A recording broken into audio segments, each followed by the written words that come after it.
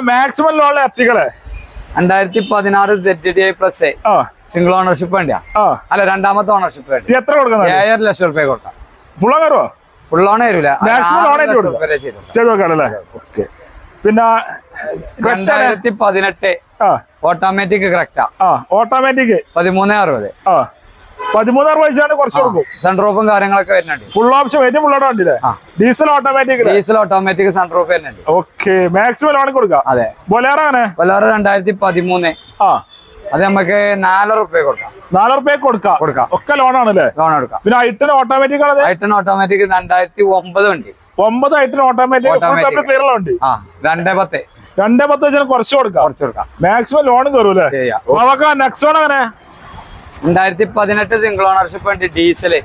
Diesel ownership അലവിലൊക്കെ ചെയ്ത fittings 1 ലക്ഷം റുപ്യ fittings ഉണ്ട്. എത്ര ആയിട്ടുണ്ട്? ഇത് നമുക്ക് 6.5 ലക്ഷം റുപ്യ കൊടുക്കാം.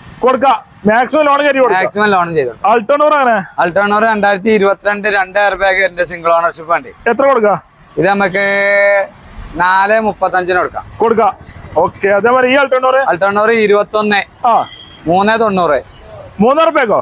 390 കൊടുക്കാം. 4 റുപ്യാണ് ചോദിക്കണ്ടേ. 3,90,000 ഈ വണ്ടികളൊക്കെ കൊടുക്കാം. ഈ അൾട്ടോണൂർ വില 390 കൊടുക്കാം. 2 എയർ ബാഗ് ഉണ്ട്. ഓക്കെ. ഈ അൾട്ടോണൂർ ഇതും അതിനെ വില 390. എല്ലാം 390. ഈ അൾട്ടോണൂർ ചെറിയ മാറ്റം വരുത്തി കൊടുക്കാം. 2.25 റുപ്യ കൊടുക്കാം. 15 2.25 ലക്ഷം റുപ്യക്ക്. ഓക്കെ. ഈ അൾട്ടോണൂർ ഇത് 2012 1.80 കൊടുക്കാം. ഫുൾ പക്ക ക്ലിയർ വണ്ടി.